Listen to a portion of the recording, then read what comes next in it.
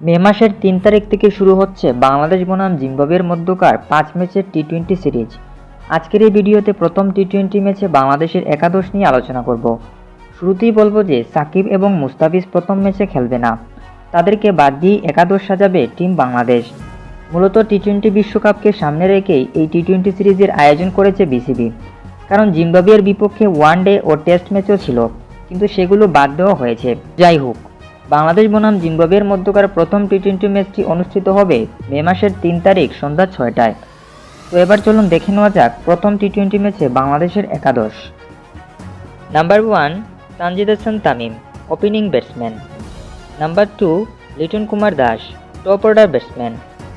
Number 3 Najmul Hossain Shanto, top order batsman. Number 4 Mahmudullah Riyad, middle order batsman. Number 5 Towhid Hridoy, middle order batsman. Number 6 Jaker Ali Anik, middle order batsman.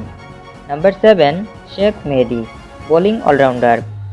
Number 8 Ishad Hossain, spin bowler.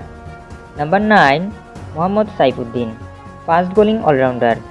Number 10 Taskin Ahmed, fast bowler. Number 11 Shariful Islam, fast bowler.